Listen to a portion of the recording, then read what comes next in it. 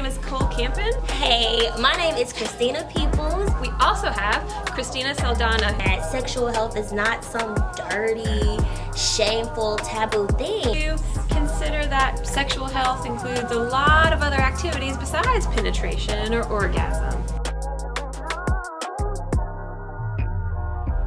My name is Kampen. I am a doctorate of physical therapy with a special focus on pelvic health PT. I own Triad Pelvic Health Physical Therapy, and I work with folks of all genders with issues related to bladder, bowel, and sexual health dysfunction, all the things that nobody else talks about. We also have Christina Saldanha, who will be here on the night of the event. She's a physician's assistant who owns Camel Women's Wellness, and she provides holistic women's health care, especially related to the perinatal period, as well as the perimenopausal and menopausal transitions, and she's a sexual health counselor. Hey, my name is Christina Peoples, and I am a gerontologist and the creator of Gero-what, which is a brand geared towards all things related to aging. I mean, we share resources, different perspectives on aging, and a lot of education about the aging process.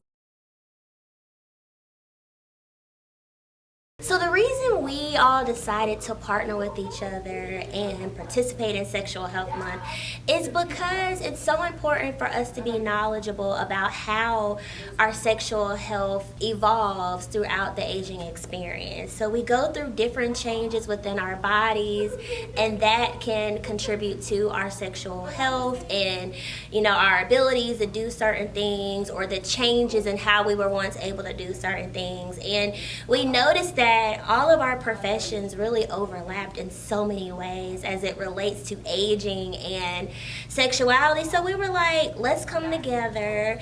Let's let people know that sexual health is not some dirty, shameful, taboo thing. It's a part of our lives. It's a part of our health. And we want to have that conversation, and we want to encourage other people to have that conversation and understand why sexual health is important as you continue aging. So what is sexual health? Well, the World Health Organization defines sexual health as it's a state of physical, emotional, mental, and social well-being in relation to sexuality. It's not merely the absence of disease, dysfunction, or infirmity. Sexual health requires positive and respectful approaches to sexuality and sexual relationships, as well as the possibility of having pleasurable and safe sexual experiences free of coercion, discrimination, and violence. For sexual health to be obtained and maintained, the sexual rights of all persons must be respected, protected, and fulfilled. Essentially, outlining your sexual health as a human right and a basic right. And as your healthcare providers, we see your sexual health as part of your overall health picture, not as something extra or ancillary, or if everything's going great, then we have good sexual health, but it's an important part of your overall health in the ways that it improves stress, blood pressure, sleep, mood, hormonal changes, skin changes, and all these things across the lifespan. So having a healthy sexual life improves your overall health, and your overall health also improves your sexual health. So we wanted to help you kind of reframe this so that it's not something that you just write off as no more or not going well, but we want to encourage you to connect with trained and appropriate healthcare providers if your sexual health isn't feeling satisfactory to you. Sometimes folks just need their healthcare provider to provide permission to explore or encourage them to better understand their sexual health.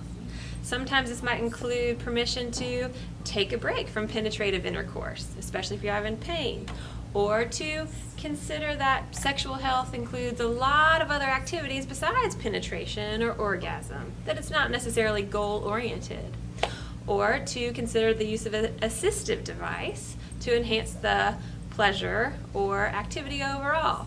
Some assistive devices that your healthcare provider might prescribe are a graduated set of dilators to improve stretch and desensitize the tissues of the vulva or vagina, or also to increase circulation, blood flow, and pleasure, such as with a vibrator to provide mechanical stimulation or vibe therapy.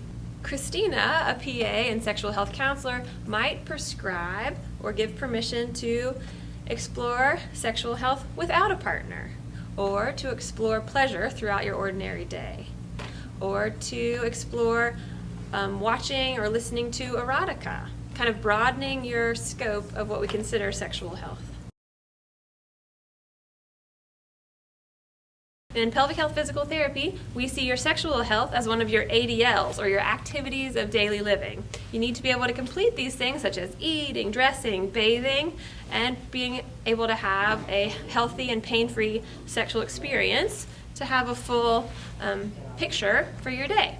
So folks end up in pelvic health PT sometimes if they're having pain with penetration, difficulty or inability to have orgasm, or pain with orgasm, erectile dysfunction, things like that, or also if they're having hips or low back pain during intercourse.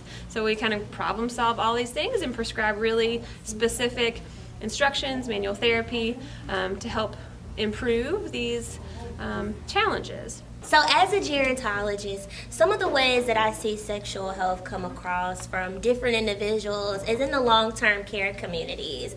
I'm also a long-term care ombudsman, which is an advocate for residents in nursing homes or assisted living homes. And there is a lot of conversation about letting the residents participate in certain sexual activities. And what we want to let it be known is that everybody has rights to participate in sexual activities, and that contributes to their health. So making different arrangements and accommodating residents in long-term care communities is so important. And a lot of people think, well, if you're in a nursing home, you shouldn't be thinking about having sex, or that shouldn't be going on, that's inappropriate. And that's a part of the problem, how we box the lives of others in, especially older adults, and make it seem as if it's taboo, or if they shouldn't be talking about sex, or they shouldn't be having sex in long-term care communities and all of these things. And it's like, when we put ourselves in those shoes, what are your desires? My desire would be, if I'm in a long-term care community or at home, if I want to participate in sexual activities, I have that right, and I want to be able to do that. The same goes for you. So when we put those different labels on older adults or restrictions on older adults, what we're doing is reinforcing stereotypes and really, limiting that person from enjoying their aging experience. And that leads into ageism, which we're going to talk about next. So, according to the World Health Organization, ageism is defined as the prejudice or discrimination against people based on their age. It typically applies to people who are older, but can also affect young people. Ageism has a negative impact on physical and mental health. So with that, I just want to make it clear that we are all aging, from birth all the way to death. We are aging, and aging doesn't have to be this thing that we dread or grieve, although sometimes we might grieve some things that we were once able to do that we might not be able to do or need more help with participating in as we get older. But aging equals living. There have been so many different people quoting that, and it's so true. And with living, part of that will involve our sexual health. We've got physical health, mental health, sexual health, all of that combined contributes to how well we age and how well we can enjoy our aging experience. Our goal is to mend the gap between common misconceptions about sexual health, in particular with aging, and help everyone understand that it's an important part of your overall health. And that includes coming to join us here for our special event on September 22nd at 7 p.m. to really kind of open our scope of what we might consider in our sexual health practices and pleasure, enjoyment, and joy. Let's talk About sexual health. Join Gero-what Triad Pelvic Health Physical Therapy and Camel City Women's Wellness for our first ever sexual health event titled What the F? We'll have great conversation, refreshments, wine, prizes, and so much more. Come learn why your healthcare providers want you to prioritize your sexual health and ask all the questions you never wanted to ask or knew you could ask about your sexual health. All of this takes place on Thursday, September 22nd at 7 p.m. at the Adam and Eve store on Spring Garden in Greensboro. We'll see you there. Hi, I'm Lisa Morrell. I'm the store manager here at Adam and Eve. I've been here 30 plus years, so I've got a little bit of experience of the knowledge of the products that we sell here.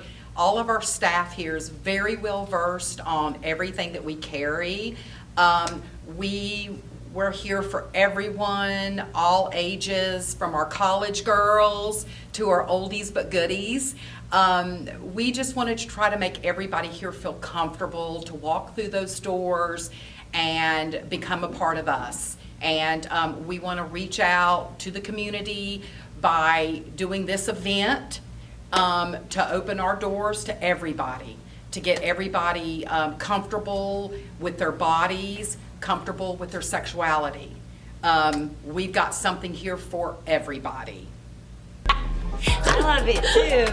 This could have been the microphone. Why haven't we done that? You think this should be our microphone? Alright, you're gonna do yours with the microphone. Is this thing on?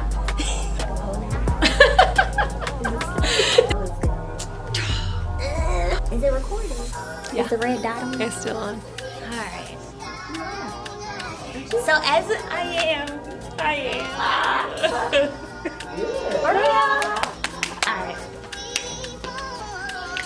She provides specialized health care for